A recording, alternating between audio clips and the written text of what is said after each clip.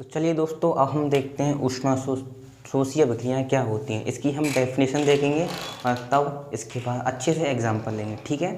तो पहले समझ लेते हैं ऊष्माशोषीय अभिक्रियाएँ क्या होती हैं। इसके नाम में ही छुपा हुआ है ऊष्माशोषीय अभिक्रिया, यानी वह अभिक्रिया जिसमें क्या होता है, ऊष्मा एब्जॉर्ब की जाती है, अवशोषित की जाती है, उसे हम कहेंगे ऊष्माशोषीय अभिक्रिया। तो इसकी सबसे पहले हम डेफिनेशन लिख लेते हैं। तो हम लिखेंगे वह अभिक्रिया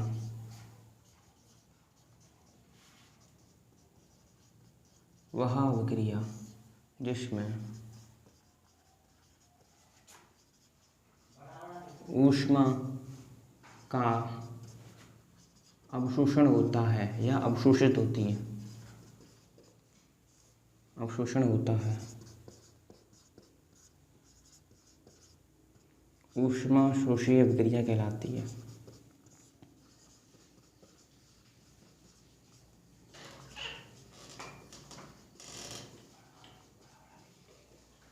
ऊष्माशोषीय अभिक्रिया कहलाती है।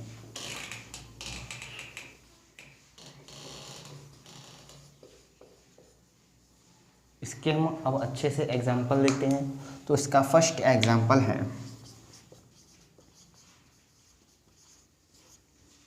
इसका फर्स्ट एग्जाम्पल है 4 आपके लिए मान लेते हैं, बर्फ़ का पिघलना। क्या दोस्तों? बर्फ़ का पिघलना, बर्फ़ का पिघलना। दोस्तों बर्फ़ का पिघलना आपका ऊष्माशोषीय अभिक्रिया का एग्जाम्पल है।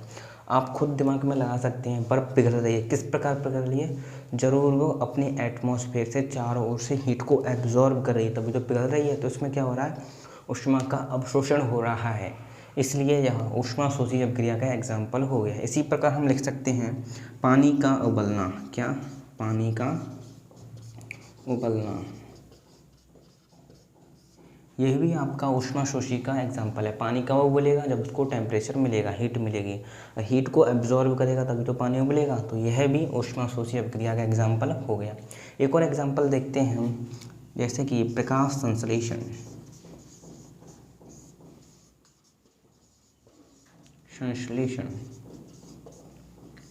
प्रकाश संश्लेषण भी एक प्रकार की ऊष्माशोषीय अभिक्रिया होती है। दोस्तों आपको पता होगा, यह प्रोसेस पेड़ पौधों में होती है। इस प्रक्रिया के आधार पर पेड़ पौधे सूर्य के प्रकाश को अवशोषित करते हैं, यानी क्या कर रहे हैं? ऊष्मा को ऑब्जर्व कर रहे हैं, इसलिए यह ऊष्माशोषीय अभिक्रिया का क्या हो गया? एग्जाम्पल हो गया।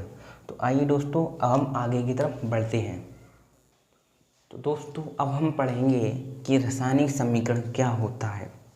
इसको इंग्लिश में बोलते हैं chemical equation. What is chemical equation? दोस्तों हमने आपको पूर्व डेफिनेशन बताई थी रासायनिक अभिक्रिया की। तो रासायनिक आपने दोस्तों देखा होगा कि मैं जितने भी रासायनिक अभिक्रिया के एग्जाम्पल दे रहा था वह सभी हिंदी में दे रहा था। यदि मैं रासायनिक अभिक्रिया को सूत्रों एवं प्रतीकों के रूप में दर्शा दूँ तो वह आपका रासायनिक समीकरण कहलाएगा। फॉर एग्जाम्पल के लिए हम बात करते हैं, पहले तो मैं रासायनिक अभिक्रिया के एक एग्जाम्पल देता हूँ, फिर उसके बाद मैं समझाऊंगा रासायनिक समीकरण क्या होता है। फॉर एग्जाम्पल में सिंपल एग्जाम्पल दे रहा हूँ, मैं सिंपल एग्जाम्पल लिया मैंने रासायनिक अभिक्रिया का। किसका लिया मैंने? रासायनिक अभिक्रिया का। रासायनिक अभिक्रिया का मैंने एक एग्जाम्पल लिया, क्या था? कार्बन प्लस के ऑक्सीजन। अच्छा 2005। कार्बन प्लस के ऑक्सीजन क्या बना आपका? कार्बन डाइऑक्साइड बना। क्या बना? Carbon dioxide. दोस्तों यह हमने किस में लिखी है? हिंदी में लिखी है, इसलिए यह कहलाएगी आपकी क्या?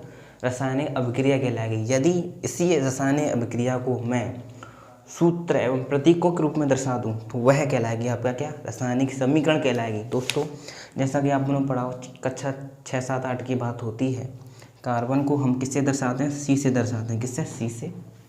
और ऑक्सीजन को दर्शाते हैं O2 से। ये एरो आपका ये क्या बन गया? कार्बन डाइऑक्साइड को दिखाते हैं CO2। ठीक है दोस्तों, आगे भी हम पढ़ेंगे इनकी भौतिक अवस्थाओं के बारे में भी लिखना पड़ता है।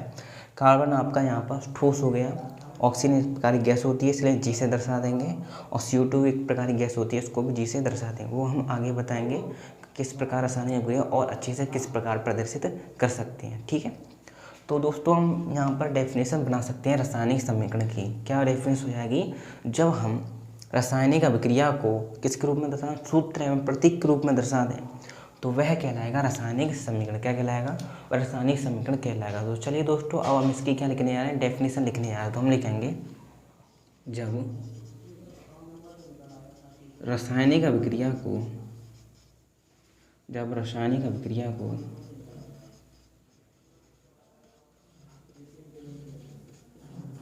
सूत्रों एवं प्रतीकों के रूप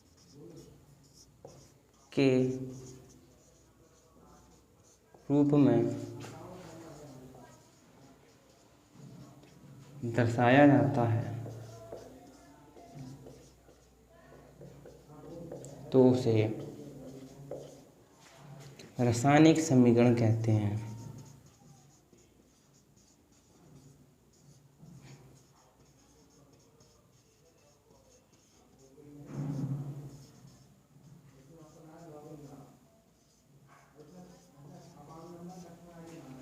जब रासायनिक अभिक्रिया को सूत्रों एवं प्रतीकों के रूप में दर्शाया जाता है तो उसे रासायनिक समीकरण कहते हैं। यह दोस्तों आपकी रासायनिक समीकरण की डेफिनेशन हो गई और यह उसका क्या होगा? यह आपका उसका एग्जाम्पल हो गया। किसका? या रासायनिक समीकरण का आपका क्या हो गया? एग्जाम्पल हो गया। ठीक है दोस्तों, इसी प्रकार रासायनिक समीकरण आपके दो प्रकार के होते हैं। पहला है संतुलित रासायनिक समीकरण और असंतुलित रासायनिक समीकरण। वो भी आपके एग्जाम की दृष्टि से बहुत ही महत्वपूर्ण है, वह आपके सिलेबस में आते हैं और उसका अब हम अध्ययन करने जा रहे हैं। ठीक है, आप अच्छे, हमको पता होगा, आप अच्छे से इसको नोट कर चुके हैं। ठीक है, अब हम आगे बढ़ते हैं। तो चलिए दोस्तों, अब हम पढ़ेंगे रासायनिक समीकरण के प्रकार, टाइप ऑफ केमिकल इक्वेशन। ठीक है, ये आपके दो प्रकार के होते हैं। कितने प्रकार के होते हैं? दो प्रकार के होते हैं। फर्स्ट होता है आपका संतुलित रासायनिक समीकरण, संतुलित रासायनिक समीकरण।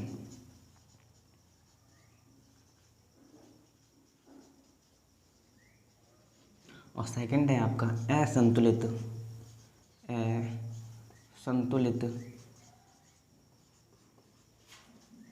रासायनिक समीकरण। संतुलित रासायनिक समीकरण और असंतुलित रासायनिक समीकरण। तो दोस्तों इसकी आपके पेपर एग्जाम में डेफिनेशन पूछी जाती है कि रासायनिक समीकरण किसे कहते हैं, यह कितने प्रकार का होता है, सभी प्रकारों को उदाहरण देकर स्पष्ट रूप से समझाइए। ठीक है, तो फर्स्टली हम संतुलित रासायनिक समीकरण देखेंगे क्या होता है, उसकी डेफिनेशन देखेंगे और इसके एग्जाम्पल देखेंगे। ठीक है दोस्तों, और हम देखते हैं कि संतुलित रासायनिक समीकरण क्या होता है। संतुलित रासायनिक समीकरण, संतुलित रासायनिक समीकरण। संतुलित रासायनिक समीकरण क्या होता है? दोस्तों देखो, तो इसमें मैं आपको एक उदाहरण के माध्यम से समझाना चाहूँगा। फॉर एग्जांपल मैं आपके लिए एग्जांपल लेता हूँ। मैंने लिया यहाँ पर, मैंने लिया नाइट्रोजन और इधर लिया हाइड्रोजन, और नाइट्रोजन हाइड्रोजन से मिलकर क्या बनाती है? अमोनिया बनाती है। क्या बनाती है? अमोनिया बनाती है। और अमोनिया का सूत्र होता है NH3। ठीक है दोस्तों, इधर हम देखें, अपने 6, 7, 8 में पढ़ाई होगा, सिंपल सी बात है। इधर नाइट्रोजन के कितने परमाणु हैं? 2 हैं। इधर हाइड्रोजन के कितने परमाणु हैं? 2 हैं। इधर की बात करें, इधर 1 है और हाइड्रोजन के 3 हैं। तो इसको क्या करते हैं हमें? अब इसको बैलेंस करना है। क्या करना है? बैलेंस करना है। यानी इधर नाइट्रोजन के 2 परमाणु हैं तो इधर भी 2 होने चाहिए। तो मैं क्या करता हूँ, इधर 2 नाइट्रोजन के परमाणु हैं, उधर 1 ही है, तो इधर 2 का मल्टीप्लाई कर देता हूँ। मैं क्या करता हूँ? 2 का मल्टीप्लाई कर देता हूँ। सो मैंने कर दिया। अब ये 2 का मल्टीप्लाई हुआ है, ये नाइट्रोजन में भी हुआ है और हाइड्रोजन में भी हुआ है। अब हम देखें, इधर नाइट्रोजन के परमाणु हो गए 2 और हाइड्रोजन के कितने हो गए? 2, 3 या 6। लेकिन इधर हाइड्रोजन के परमाणु हो गए 6 और इधर कितने हैं? 2 ही हैं, तो इधर भी 6 बनाने पड़ेंगे। तो इधर हम क्या करते हैं, 3 का मल्टीप्लाई कर देते हैं। तो इधर हमने 3 का मल्टीप्लाई कर दिया। अब आप दोस्तों देख सकते हैं दोनों तरफ तत्वों के परमाणुओं की संख्या समान हो चुकी है। इधर नाइट्रोजन के परमाणु कितने हैं, 2। इधर नाइट्रोजन के परमाणु कितने हैं, 2। इधर हाइड्रोजन के परमाणु कितने हैं, 6। इधर कितने हैं, 6। यानी हम देखें उत्पाद के और अभिकारक के दोनों के परमाणुओं की संख्या बराबर हो चुकी है। यदि किसी रासायनिक अभिक्रिया में तत्वों के परमाणु की संख्या बाईं और दाईं तरफ बराबर हो जाए तो उसे हम बोलेंगे संतुलित रासायनिक समीकरण। तो दोस्तों आपको अच्छे से समझ में आया होगा, आशा है। चलो अब दोस्तों इसकी हम क्या लिखेंगे, डेफिनेशन देखते हम लिखेंगे जब क्या लिखेंगे, जब किसी रासायनिक समीकरण में, जब किसी रासायनिक समीकरण में तत्वों के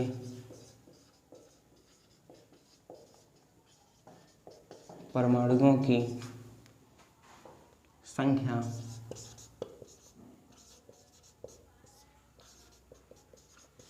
बाईं और दाईं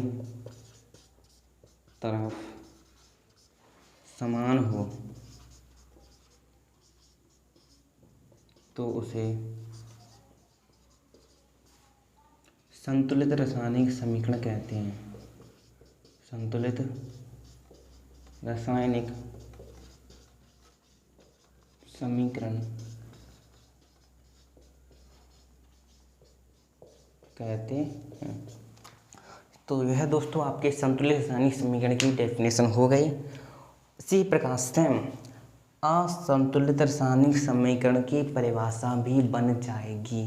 कैसे, इसमें लिखा असंतुलित मतलब इस प्रकार का एग्जाम्पल देना है जिसमें तत्वों के परमाणुओं की संख्या अभिकारक और उत्पाद की तरफ बराबर ना हो, वह कहलाएगा आपका असंतुलित रासायनिक समीकरण। तो हम क्या करेंगे, इसी डेफिनेशन में थोड़ा सा बदलाव करेंगे और आपके असंतुलित रासायनिक समीकरण की डेफिनेशन बना देंगे। तो आइए दोस्तों किस प्रकार करते हैं देखते हैं। तो आइए दोस्तों अब हम डेफिनेशन देखते हैं असंतुलित रासायनिक समीकरण। इसको इंग्लिश में बोलते हैं इनबैलेंस्ड केमिकल इक्वेशन। तो हमने लिखा जब किसी रासायनिक समीकरण में, लिख देते हैं यहाँ पर मैं, तत्वों के परमाणुओं की संख्या बाईं और दाईं तरफ बराबर ना हो तो उसे असंतुलित रासायनिक समीकरण कहते हैं। फॉर एग्जांपल वही वाला एग्जांपल ले लेते हैं या अनदर एग्जांपल ले लेते हैं, आपकी चॉइस है। तो हमने यहाँ पर ले लिया, अब की बार ले लेते हैं हमने लिया यहाँ पर मैग्नीशियम। क्या लिया, मैग्नीशियम। और इधर लिया ऑक्सीजन। तो मैग्नीशियम है इधर, इधर ऑक्सीजन है। तो मैग्नीशियम ऑक्सीजन से मिलकर बना दिया इसने क्या, मैग्नीशियम ऑक्साइड। क्या बना दिया यहाँ पर, मैग्नीशियम ऑक्साइड बना दिया। तो दोस्तों आप इधर देख सकते हैं, इधर मैग्नीशियम के एक परमाणु है, इधर भी एक है, तो इसमें कोई चेंज नहीं है, ठीक है। इधर ऑक्सीजन के कितने परमाणु, 2 हैं, और इधर कितना है, 1 ही है। तो ये रासायनिक समीकरण संतुलित नहीं है, संतुलित नहीं है यानी क्या, असंतुलित है। तो यह आपका असंतुलित रासायनिक समीकरण का एग्जाम्पल हो गया। ठीक है दोस्तों, अब हम आगे पढ़ते हैं। दोस्तों अब हम पढ़ेंगे रासायनिक अभिक्रियाओं के प्रकार। दोस्तों यह आपका पेपर की दृष्टि से बहुत ही महत्वपूर्ण टॉपिक है। यहीं से आपके एग्ज़ाम में क्वेश्चन बनते हैं। यहाँ से आपको पूछ लेगा 5 प्रकार की रासायनिक अभिक्रियाएँ होती हैं, उसको हम ध्यानपूर्वक पढ़ेंगे। वहीं से आपके पेपर में डेफिनेशन पूछ लेता है। तो फर्स्ट सेक्शन देखते हैं। तो आपके फर्स्ट सेक्शन है संयोजन अभिक्रिया। संयोजन अभिक्रिया। और सेकंड रिएक्शन है आपकी वियोजन। वियोजन बोल सकते हैं या अपघटन बोल सकते हैं, अभिक्रिया।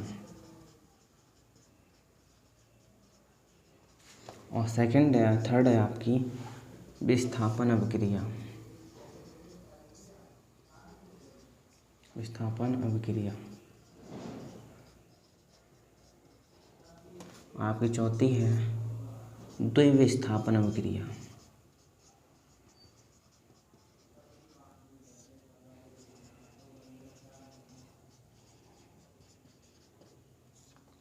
और पाँचवीं है आपकी उपचयन एवं अपचयन।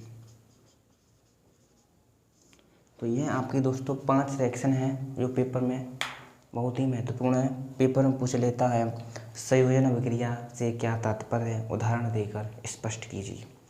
तो आपको इस प्रकार पेपर में डेफिनेशन पूछ लेता है, तो एक एक करके हम सभी की डेफिनेशन पढ़ेंगे, एग्जाम्पल देखेंगे अच्छे से। ओके दोस्तों, अब हम देखेंगे संयोजन अभिक्रिया क्या होती है और क्या एग्जाम्पल होते हैं। तो आइए दोस्तों, अब इस संयोजन अभिक्रिया के बारे में हम पढ़ते हैं। देखो, नाम में छुपा हुआ है संयोजन अभिक्रिया, यानी संयोजन अभिक्रिया यानी कोई चीज़ आपस में ऐड होगी, मिलेगी। इसका हम एक एग्जाम्पल से समझते हैं। फॉर एग्जाम्पल के लिए मैंने एक एग्जाम्पल लिया,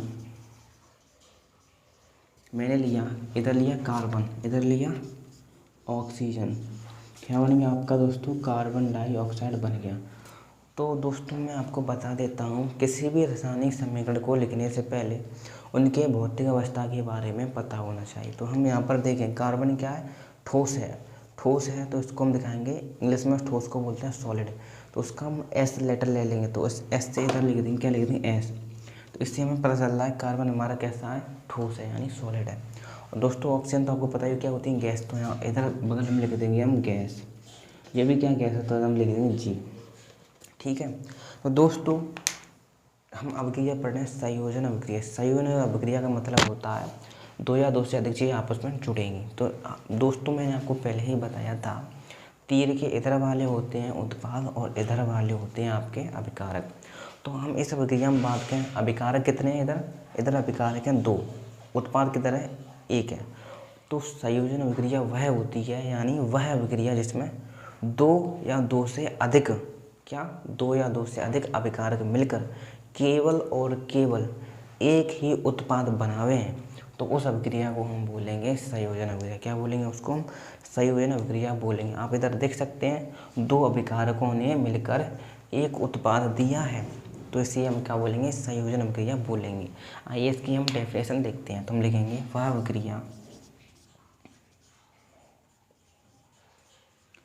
अभिक्रिया जिसमें 2 या 2 से अधिक, 2 या 2 से अधिक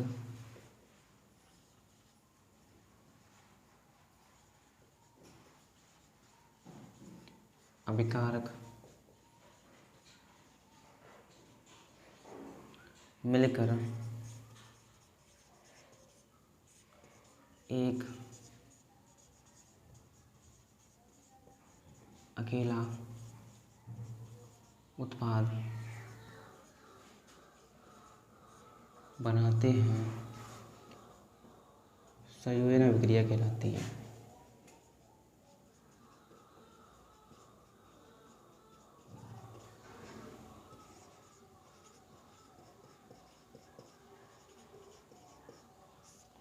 आइए दोस्तों एक और एग्जांपल से समझ लेते हैं। तो यहाँ पर हम एक एग्जांपल लेते हैं। हमने यहाँ पर लिया मैग्नीशियम की रिएक्शन कराई, ये भी सॉलिड है आपका, रिएक्शन कराई हमने ऑक्सीजन से। तो इधर आपका दोस्तों बन जाएगा, क्या बन जाएगा? Magnesium oxide. क्या बन जाएगा आपका दोस्तों? Magnesium oxide. इधर क्या बनेगा दोस्तों आपका? इधर बन गया आपका मैग्नीशियम ऑक्साइड बन गया इधर। ठीक है दोस्तों, अब हम एक अच्छा सा एग्जांपल लेते हैं जो पेपर की दृष्टि से बहुत ही महत्वपूर्ण है। जो आप मार्केट होता है, तो मार्केट से आप घर की पेंटिंग करते हैं, तो उसके लिए आप क्या कहते हैं? उसको हिंदी में बोलते हैं कलई लेके आते हैं। क्या बोलते हैं? कलई। तो कलई को हम रासायनिक अभिक्रिया की बात कर रहे हैं ना, तो केमिस्ट्री में कलई को हम बोलते हैं क्या? Calcium oxide. क्या बोलते हैं? Calcium oxide. ये आपका सूत्र है कैल्शियम ऑक्साइड का, कैल्शियम ऑक्साइड। ये है आपका कैल्शियम ऑक्साइड है। तो कैल्शियम ऑक्साइड है, ठीक है। तो आप इसके क्या कहते हैं? मार्केट से लेके आते हैं। तो कलई एक इस प्रकार समझ लो, ये कलई है। तो आप कलई मार्केट से ले आए। अब इसमें क्या करो? आप पानी ऐड करोगे। क्या करोगे? पानी ऐड करो। पानी का सिंबल तो आपको पता ही होता है, क्या होता है? H2O होता है। जैसे ही आप इसमें पानी ऐड करोगे, लिक्विड है इसलिए एल लगा देंगे, ठीक है। जैसे ही आपने इसमें पानी ऐड किया तो क्या बन जाएगा आपका, इधर बन जाएगा CaOH का होल टू आई। इसको हम बोलते हैं भुजा हुआ चूना, यानी कैल्शियम हाइड्रो ऑक्साइड। क्या बोलेंगे इसको, हम बोलेंगे भुजा हुआ चूना। भुजा चूना बोल सकते हैं, भुजा चूना दोस्तों। तो यही आपका वो है, जब आप कलई को मार्केट से लेके आते हैं उसमें आप पानी ऐड कर दें तो आपका बनता है भुजा चूना। इसी बुझे हुए चूनों को आप क्या करते हैं, दीवार पर पेंट कर देते हैं। तो दोस्तों आपने देखा होगा कि जब हम दीवार पर पेंट करते हैं तो कुछ दिनों बाद उसमें चमक आ जाती है, सफ़ेदी में क्या आती है, चमक आ जाती है। ऐसा इसलिए होता है दोस्तों क्योंकि आपकी दीवार पर लगा हुआ है भुजा हुआ चूना। तो भुजा हुआ चूना दीवार पर लगा हुआ है और हमारे वायुमंडल में क्या उपस्थित है, कार्बन डाइऑक्साइड उपस्थित है। तो वही कार्बन डाइऑक्साइड भुजे हुए चूने से रिएक्शन करके क्या बनाती है, कैल्शियम कार्बोनेट बनाती है। वही कैल्शियम कार्बोनेट की वजह से आपकी दीवार होती है उस पर चमक आ जाती है, ठीक है दोस्तों। ये आपके महत्वपूर्ण था। अब हम पढ़ेंगे वियोजन अभिक्रिया के बारे में पढ़ेंगे। चलिए दोस्तों स्टार्ट करते हैं। दोस्तों अब हम देखेंगे वियोजन अभिक्रिया क्या होती है। वियोजन अभिक्रिया जस्ट संयोजन अभिक्रिया की उल्टी होती है। किस प्रकार, उसमें क्या हो रहा था, दो या दो से अधिक अभिकारक मिलकर एक उत्पाद दे रहे थे, लेकिन इस अभिक्रिया में क्या होगा, केवल और केवल एक ही आपका अभिकारक दो या दो से अधिक उत्पाद देगा, तो उसे हम कहेंगे वियोजन अभिक्रिया। इसको एग्जाम्पल के माध्यम से समझते हैं। तो हमने यहाँ पर आपके लिए क्या लिया, उदाहरण लिया। तो हमने यहाँ पर एक उदाहरण लिया, हमने यहाँ पर लिया कैल्शियम कार्बोनेट। इसको क्या बोलते हैं दोस्तों, हम कैल्शियम कार्बोनेट बोलते हैं। क्या बोलते हैं दोस्तों, हम इसको कैल्शियम कार्बोनेट बोलते हैं। तो ये आपका क्या सॉलिड है। तो जब हम इसको क्या करेंगे, जब हम इसको आपको हीट करेंगे, क्या करेंगे, इसको हम हीट करेंगे, ठीक है। तो क्या हीट करेंगे, तो हीट का मतलब इसको गर्म करेंगे। क्या करेंगे, गर्म करेंगे। और गर्म करने का सिंबल चलो मैं हिंदी में लिख देता हूँ। इधर मैंने क्या किया, ऊष्मा दी। इसको क्या दी मैंने, इसको ऊष्मा दी, यानी इसको मैंने हीट किया। तो हीट करूँगा, जैसे ही मैंने इसको हीट किया तो इधर बन जाएगा आपका कैल्शियम ऑक्साइड। क्या बन जाएगा दोस्तों, इधर आपका बन जाएगा कैल्शियम ऑक्साइड और क्या बन जाएगा, और आपकी CO2 गैस निकल जाएगी। क्या निकल जाएगी, CO2 गैस निकल जाएगी और ये बन जाएगा। तो इसको बोलते हैं हम कैल्शियम कार्बोनेट, इधर बोलेंगे कैल्शियम ऑक्साइड और इधर बोलेंगे CO2, ठीक है। इधर बोलेंगे हम CO2, ठीक है। तो दोस्तों आप इधर देख सकते हैं, इधर केवल और केवल एक ही अभिकारक है जो दो या दो से अधिक उत्पाद दे रहा है, तो उसे हम बोलते हैं वियोजन अभिक्रिया। तो हम चलिए आइए इसकी डेफिनेशन लिखते हैं। तो हम लिखेंगे वह अभिक्रिया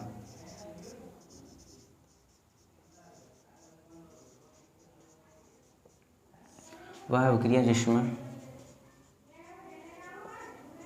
केवल एक अकेला अभिकारक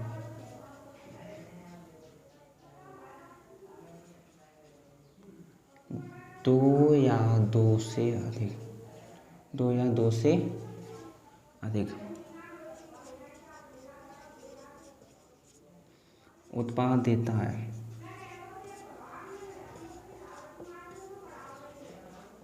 वियोजन अभिक्रिया कहलाती है।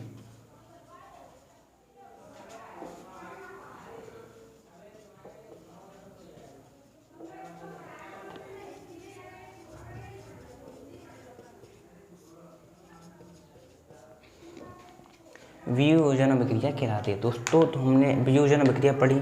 कैल्शियम कार्बोनेट को जैसे ही हमने हीट किया बना कैल्शियम ऑक्साइड और CO2। तो हम एक एग्जांपल और भी देख सकते हैं, जैसे कि हमने यहाँ पर ले लिया आपके लिए फॉर एग्जांपल जिंक कार्बोनेट। क्या ले लिया हमने, यहाँ पर लिया आपका जिंक कार्बोनेट। इसको भी मैंने क्या किया, जिंक कार्बोनेट को भी मैंने हीट किया। हीट यानी ऊष्मा दी, हीट किया। जैसे ही मैं इसको हीट करूँगा तो क्या बनेगा, इधर भी बन जाएगा जिंक ऑक्साइड प्लस के कार्बन डाइऑक्साइड, ये भी आपकी गैस निकल जाएगी, ठीक है दोस्तों। यह भी इसका एक एग्जांपल हो जाता है। अब हम थर्ड रिएक्शन के बारे में चलते हैं जिसका नाम है विस्थापन अभिक्रिया। उसको ध्यानपूर्वक समझेंगे, उसमें कई सारे कॉन्सेप्ट हैं, वो आपके पेपर की दृष्टि से बहुत ही महत्वपूर्ण है। आइए उसकी ओर हम जाते हैं। दोस्तों, हमारी थर्ड रिएक्शन है विस्थापन अभिक्रिया। लेकिन विस्थापन अभिक्रिया को पढ़ने से पहले हमें एक श्रेणी को याद करना पड़ेगा जिसका नाम है धातुओं की क्रियाशील श्रेणी।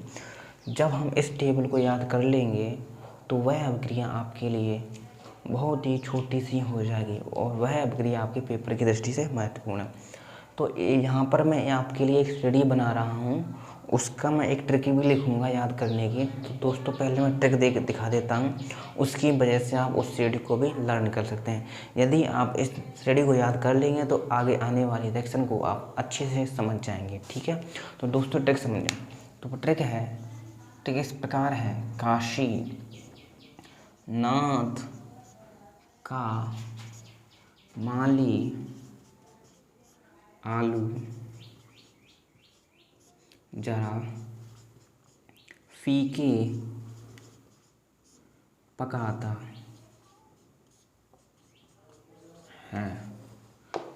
है।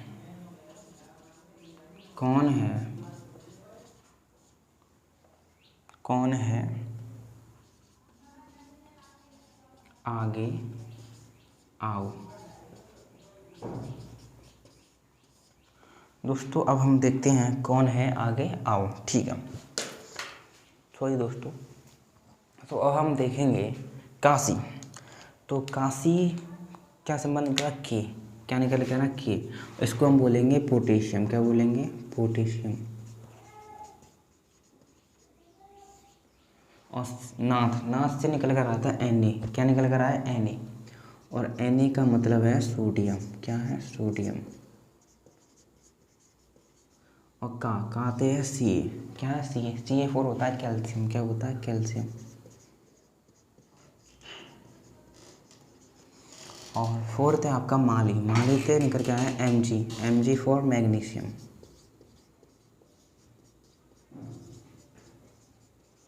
आलू से एल्यूमिनियम।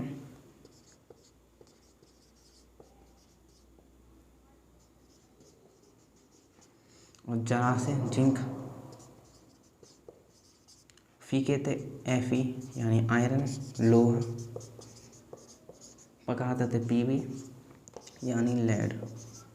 है से आपका हो जाएगा यहाँ पर, है से आपके लिए यहाँ पर मान सकते हैं क्या? हाइड्रोजन। क्या मान सकते हो आप? इससे मान सकते हो हाइड्रोजन। हाइड्रोजन ही होता है हाइड्रोजन। और कौन से हो जाएगा आपका? Cu यानी कॉपर। और है से आपकी हो जाएगी इधर मरकरी। और आगे से हो जाएगा Ag यानी चांदी। और Au से हो जाएगा आपका ओरिमियम यानी सोना। दोस्तों यह आपकी टेबल है। अगर आपको यह टेबल याद हो गई तो आगे आने वाले रिएक्शन आपके लिए चुटकियों का खेल है। ठीक है, तो इस दोस्तों आप उस टेबल को लर्न करना पड़ेगा और तभी आप उस अभिक्रिया को समझ पाएंगे। कोई भी दिक्कत नहीं, बहुत ही ईजी है। काशीनाथ का माली आलू जरा फीके पकाता है, कौन है आगे आओ। ठीक है दोस्तों, आइए आगे चलते हैं। दोस्तों मैं आपको एक चीज़ और बताना चाहूँगा। जैसे ही हम ऊपर जाएंगे, जैसे ही इस टेबल के हम ऊपर जाएंगे तो इधर क्या होगा?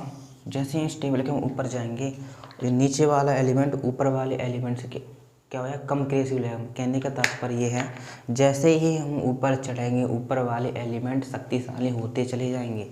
इसी प्रकार जब हम नीचे आएंगे, नीचे वाले एलिमेंट हैं ऊपर वाले एलिमेंट की अपेक्षा कमज़ोर होते हुए चले जाएंगे। जैसे ही हम ऊपर जाएंगे एलिमेंट ताकतवर हो जाएगा और नीचे आएंगे एलिमेंट कमज़ोर हो जाएगा। ठीक है, चलिए दोस्तों अब हम देखते हैं विस्थापन अभिक्रिया क्या होती है। नाम में इसकी डेफिनेशन छुपी है।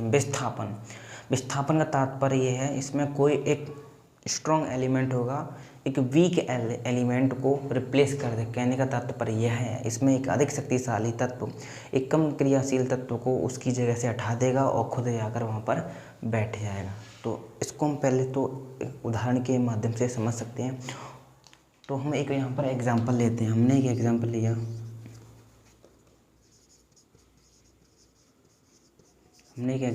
यहाँ पर लिया हमने कॉपर सल्फेट की रिएक्शन कराई, मान लीजिए हमने कॉपर सल्फेट की रिएक्शन कराई किससे, आयरन से। किससे कराई, आयरन से रिएक्शन कराई।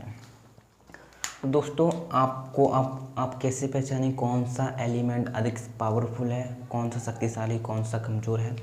दोस्तों आपको ये दिखाई दे रहा है, इसको बोलते हैं कॉपर सल्फेट, यह आपका लोहा है।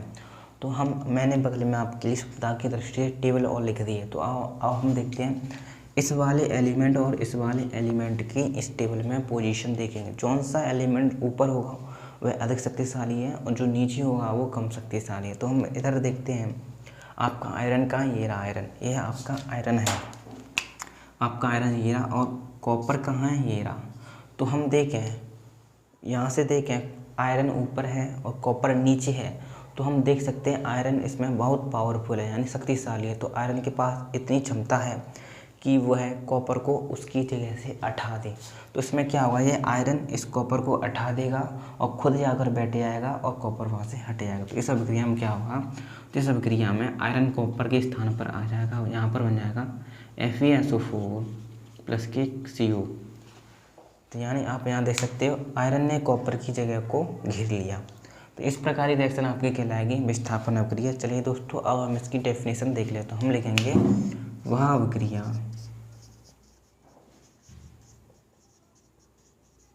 जिसमें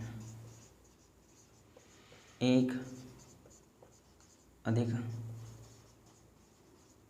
क्रियाशील तत्व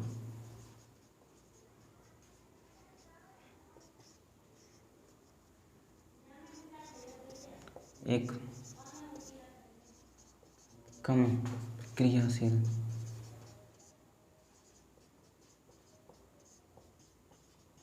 तत्व को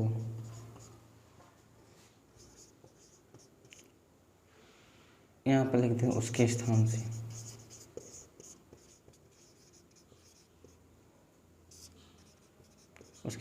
हटा देता है, विस्थापन अभिक्रिया कहलाती है। क्या कहलाती है, विस्थापन अभिक्रिया।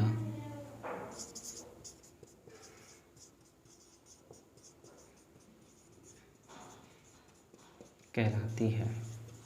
दोस्तों यह आपका उसका एग्जाम्पल हो गया।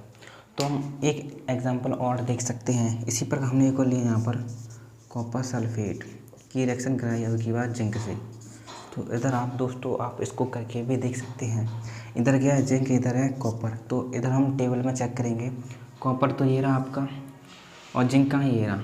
तो यानी आपका जिंक कॉपर से ऊपर है, तो क्या जिंक में शक्ति ज़्यादा है, कॉपर में कम है। तो क्या होगा, ये जिंक है इस कॉपर को रिप्लेस कर देगा। तो क्या ये इसको क्या कर देगा, हटा देगा। तो इधर बनेगा आपका जिंक सल्फेट प्लस के कॉपर। ये आपकी रिएक्शन हो गई। तो आशा है दोस्तों आपको यह अभिक्रिया समझ में आएगी। चलिए अगली रिएक्शन की ओर। तो चलिए दोस्तों अब हम देखते हैं द्विविस्थापन अभिक्रिया। इसको इंग्लिश में बोलते हैं डबल डिस्प्लेसमेंट रिएक्शन। इसका मतलब है, तो द्विविस्थापन अभिक्रिया में क्या होता है, चलिए दोस्तों पहले एग्जाम्पल लिखता हूँ, उसकी दृष्टि से आपको समझाऊंगा, ठीक है। तो मैं यहाँ पर लिखता हूँ HCl प्लस के NaOH। तो दोस्तों यह आपने बचपन में रिएक्शन देखी होगी। इसको एक अलग प्रकार से बताते हैं द्विविस्थापन अभिक्रिया के माध्यम से। दोस्तों द्विविस्थापन अभिक्रिया में क्या होता है, जो आपके अभिकारक होते हैं तो उसमें क्या होता है, आयन का अदला बदला होता है, आयन एक्सचेंज होते हैं। तो कहने का तात्पर्य है, इधर हम बात करते हैं हाइड्रोजन पर आयन होता है क्या, धन, इस पर धन आयन होता है और इस पर ऋण आयन होता है, ठीक है दोस्तों। इसी प्रकार इस पर धन आयन होता है, इस पर ऋण आयन होता है। तो इसमें क्या होगा दोस्तों, जो धन आयन है वह ऋण आयन के पास पहुंच जाएगा और ऋण आयन है वो धन आयन के पास पहुंच जाएगा। कहने का तात्पर्य है इसमें आयनों का अदला बदला हो रहा है, यानी एक्सचेंज हो रहे हैं, अदले बदले जा रहे हैं। तो हम कह सकते हैं जो प्लस का H है वो माइनस के OH की तरफ चला जाएगा और जो प्लस का Na है वह Cl के पास आ जाएगा। इसमें क्या हो रहा है, आयनों का अदला बदला हो रहा है। तो हम इधर देखेंगे, इधर क्या बनता है आपका, इधर बन जाएगा आपका NaCl प्लस के क्या बन जाएगा, और OH और H से जब हम इधर लिख दे रहे हैं, H OH से मिलकर बनाते हैं क्या, H2O क्या बनाता है, जल बनाता है। आपका क्या बनाता है, जल बनता है।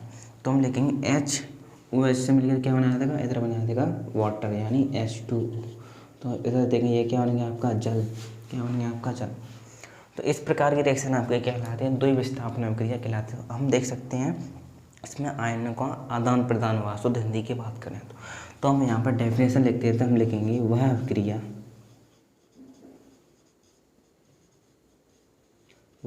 जिसमें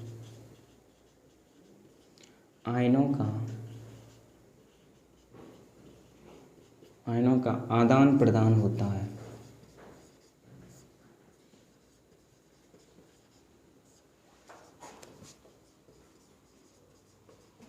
द्विविस्थापन अभिक्रिया कहलाती है।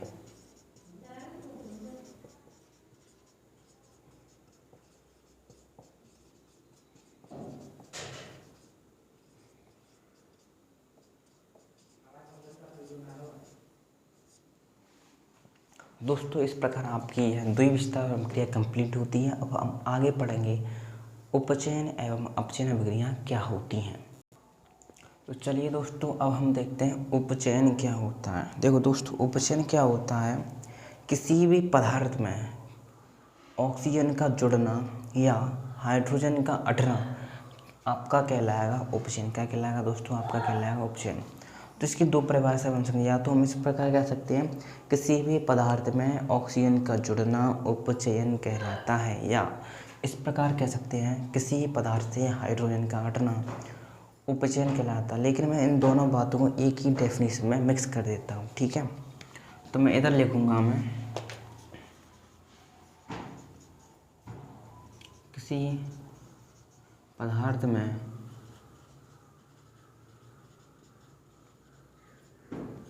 ऑक्सीजन का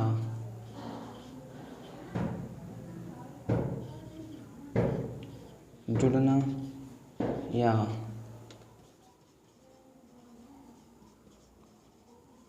हाइड्रोजन का हटना उपचयन कहलाता है।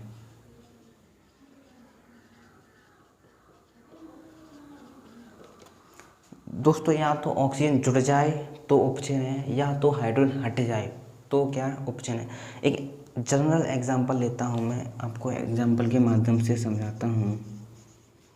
मान लीजिए दोस्तों ये कोई ए अभिकारक है, इधर क्या है ऑक्सीजन। तो ये ए अभिकारक है, ऑक्सीजन से जुड़ रही है, यानी इसमें क्या हो रहा है, अब ऑक्सीजन जुड़ रही है। ऑक्सीजन जुड़ेगी तो क्या बन जाएगा, ये बन जाएगा। सपोज डेट हमने ये माना, बैलेंस की दृष्टि से हमने 1/2 मान लिया, उसको आप कोई दिक्कत नहीं। इधर देखिए आप, ए से वो जो ऑक्सीजन जुड़ रही है, यानी क्या बना है, ऑक्सीजन जुड़ रही है, तो क्या कहलाएगा, ये उपचयन कहलाएगा। फॉर एग्जांपल इधर ही मैंने देखा एच लिखा है, ये आपका क्या है, ये आपका दिया है, इसमें हाइड्रोजन जुड़ी है। अगर इसी में से क्या हुआ, हाइड्रोजन हट जाए, क्या हुआ है, हाइड्रोजन हट जाए। इधर आप इधर देख सकते हो, इसमें से क्या हुआ, हाइड्रोजन हट गया, तो भी क्या उपचयन है। यहाँ देखिए ऑक्सीजन जुड़ जाए या हाइड्रोजन हट जाए, वह आपका कहलाएगा उपचयन कहलाएगा। क्या कहलाएगा, उपचयन कहलाता है। चलिए दोस्तों अब हम देखते हैं अपचयन क्या होता है। क्या अपचयन, अपचयन जस्ट उपचयन का उल्टा होता है। यानी इसमें क्या होता है, या तो किसी पदार्थ में हाइड्रोजन जुड़ जाए या ऑक्सीजन हट जाए, उसे हम क्या बोलेंगे, अपचयन बोलेंगे। तो हम यहाँ पर देखते हैं, हम लिखेंगे किसी पदार्थ में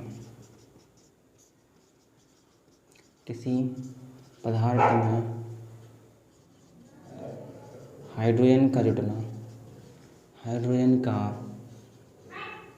जुड़ना या ऑक्सीजन का हटना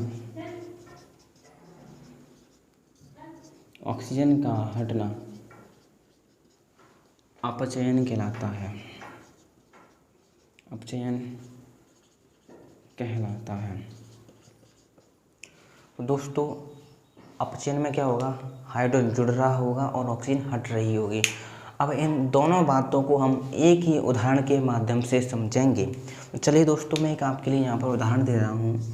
इन दोनों उपचयन और अपचयन का एग्जाम्पल लिया मैंने इधर लिया कॉपर ऑक्साइड। क्या लिया, इसको बोलेंगे हम कॉपर ऑक्साइड बोलेंगे। क्या बोलेंगे, कॉपर ऑक्साइड। तो चलिए दोस्तों अब हम एग्जांपल लेते हैं दोनों चीज़ों का। तो हमने यहाँ पर लिया कॉपर ऑक्साइड लिया, और इधर हम ले लेते हैं क्या, हाइड्रोजन ले लेते हैं। क्या ले लेते हैं, इधर आपका हम चलो हाइड्रोजन ही ले लेते हैं। क्या लिया हमने, इधर आपका हाइड्रोजन ले लिया, इधर हमने आपका क्या ले लिया, हाइड्रोजन ले लिया, ठीक है। तो इसमें आप देखते हैं क्या होता है। इसमें देखो विद्युत का आगमन हो चुका है, कोई दिक्कत की बात नहीं है।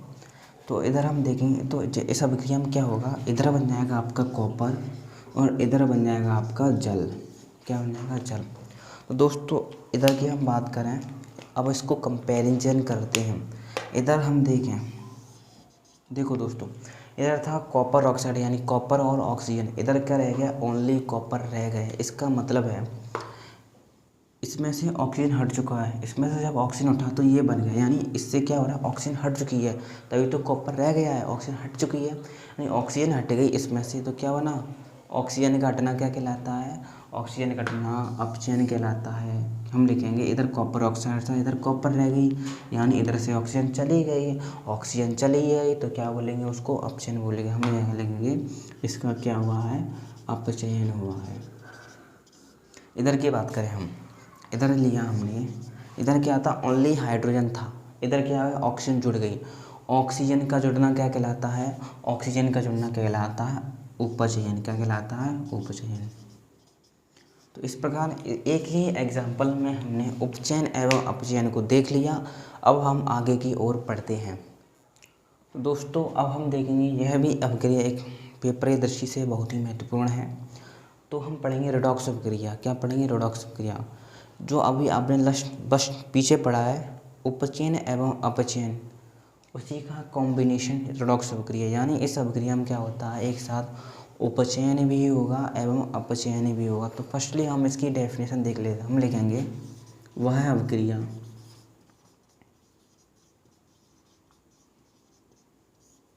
जिसमें उपचयन एवं अपचयन दोनों होता है,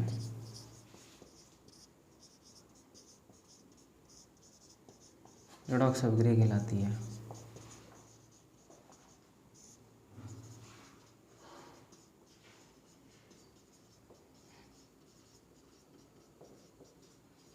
फॉर एग्जाम्पल,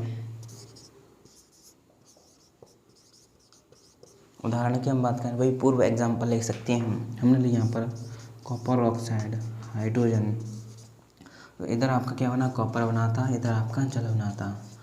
तो हमने इधर देखा था, माफ़ कीजिएगा दोस्तों, तो इधर ऑक्सीजन हट चुकी थी, यानी क्या हुआ था, इधर आपका हुआ था, इधर आपका हुआ था क्या, अपचयन, और इधर क्या ऑक्सीजन जुड़ी थी, इधर क्या हुआ था, उपचयन। यानी एक ही रासायनिक समीकरण में दो दो काम हो रहे हैं, अपचयन भी हो रहा है, उपचयन भी हो रहा है। तो इसको हम बोल सकते हैं रेडॉक्स अभिक्रिया। क्या बोलेंगे, इसको हम रेडॉक्स अभिक्रिया बोलेंगे। दोस्तों अब हम पढ़ेंगे वायव उपचयन। वायव उपचयन का तात्पर्य है, इसकी वजह से हमारे दैनिक जीवन में कई काम हो रहे हैं, उनको पढ़ने से पहले इसको में पढ़ना बहुत ही अति आवश्यक है। तो वायव उपचयन, वायव का मतलब है वायु, उपचयन का मतलब है ऑक्सीजन का जुड़ना। तो हम कह सकते हैं जो वायु है हमारी, वायु में उपस्थित ऑक्सीजन है, उसकी वजह से जो उपचयन हो रहा है उसको हम बोलते हैं वायव उपचयन। ठीक है दोस्तों, तो हम डेफिनेशन लिखते हैं। हम लिखेंगे वायु में उपस्थित, वायु में उपस्थित ऑक्सीजन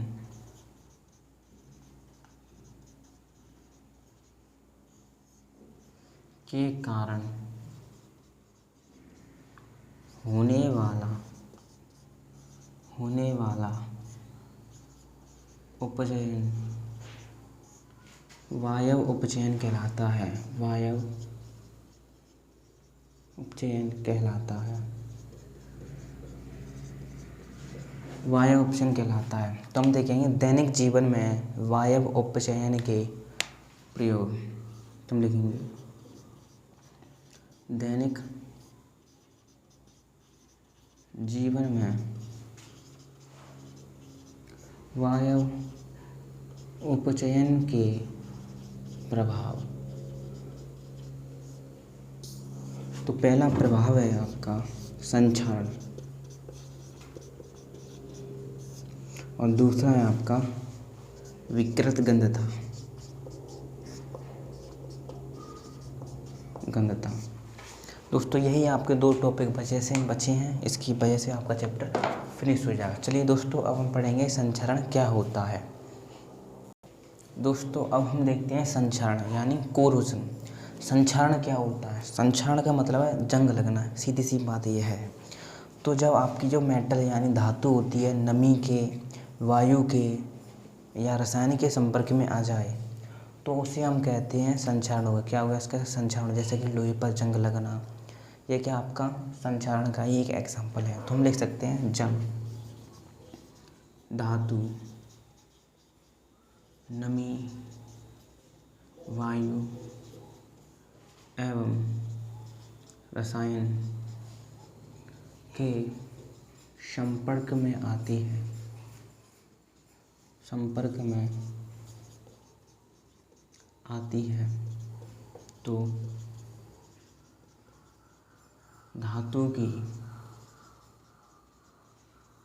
धीरे धीरे खपत होने लगती है, खपत होने लगती है,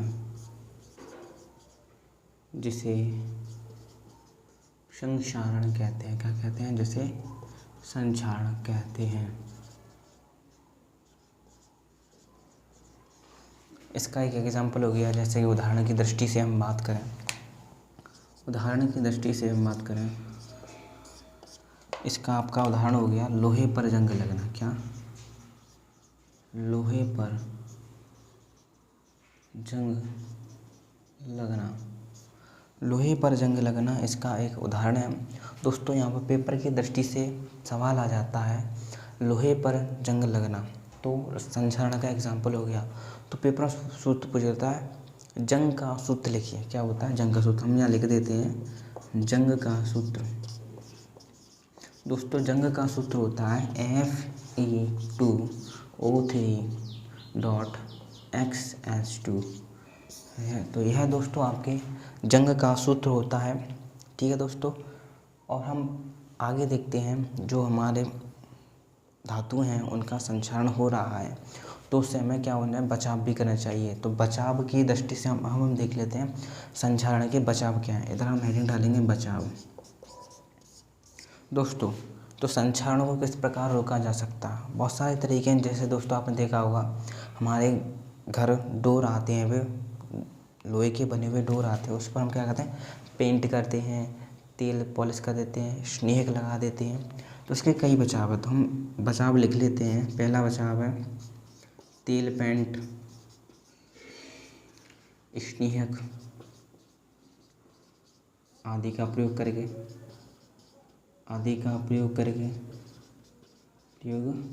करके या किसकी वजह से? यशद लेपन द्वारा।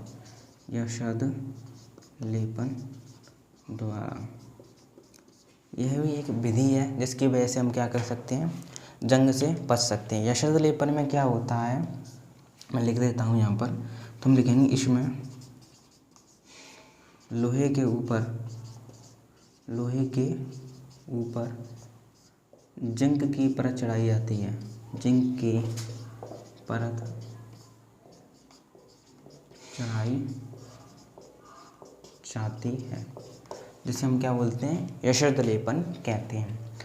तो ये आपके कुछ तरीके हैं संक्षारण से बचने के। ठीक है दोस्तों, तो अब हम देखें कुछ नोट पॉइंट की दृष्टि से और समझ लेते हैं। जैसे कि आपने एक धातु सुनी होगी एल्यूमिनियम। एल्यूमिनियम का संक्षारण नहीं होता है। क्यों नहीं होता है सर? क्योंकि जैसे ही एल्यूमिनियम का संक्षारण हो कब होगा? जब वह नमी के संपर्क में आएगा। नमी में क्या उपस्थित होगा? ऑक्सीजन होगी या वाटर होगा। तो जैसे ही एल्यूमिनियम ऑक्सीजन से रिएक्ट करेगा क्या बन जाएगा? एल्यूमिनियम ऑक्साइड बन जाएगा। और एल्यूमिनियम ऑक्साइड एक प्रकार का संक्षारण के लिए प्रतिरोध का काम करेगी, जो संक्षारण को लगने नहीं देगा और जो बचे हुए एल्यूमिनियम को क्या कर लेगा? बचा लेगा। आइए दोस्तों अब हम लास्ट टॉपिक को स्टार्ट करेंगे, इसका नाम है विकृत गंधता। चलिए दोस्तों अब हम देखते हैं विकृत गंधता, या इंग्लिश में इसको बोलते हैं रैंसिडिटी, क्या होता है। तो विकृत गंधता या इसका एक और नाम है वसाय गंधता। तो दोस्तों विकृत गंधता या वसाय गंधता क्या होती है? तो आपने देखा होगा दोस्तों, जब आपका भोजन, आपने भोजन देखा, आपके भोजन में क्या उपस्थित होता है? वसा उपस्थित होती है, तेल उपस्थित होता है। दोस्तों आपने देखा होगा कुछ समय बाद उसमें भोजन रखा रहता है, कुछ समय बाद उसमें क्या होती है? गंध आने लगती है, स्मेल, बैड स्मेल आने लगती है, उसकी गंध में परिवर्तन होने लगता है। तो उसे ही हम दोस्तों, उसे ही हम बोलते हैं विकृत गंधता। कैसे होता है? जब आप किसी भोजन को खुला छोड़ देते हो तो वह खराब हो जाता है, उसमें गंध आने लगती है, उसे ही हम बोलते हैं विकृत गंधता। ठीक है दोस्तों, इसकी हम परिभाषा देखेंगे, उसके बचाव विधि, किस प्रकार हम इसके बच सकते हैं। तो हम इसकी डेफिनेशन लिखेंगे, हम लिखेंगे वह भोजन जिसमें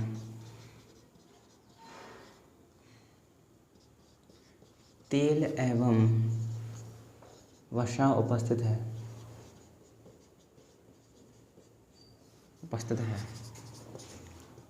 के वायव उपचयन के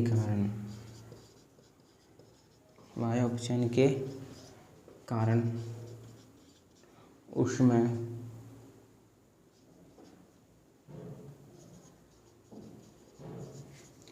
अरुचिकर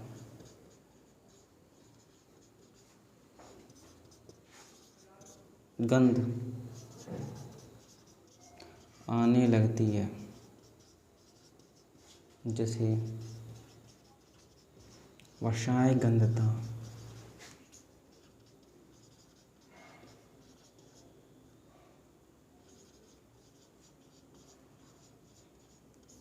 कहते हैं। तो यह दोस्तों आपके विकृत गंधता की डेफिनेशन होती है। तो हम विकृत गंधता से कैसे बच सकते हैं?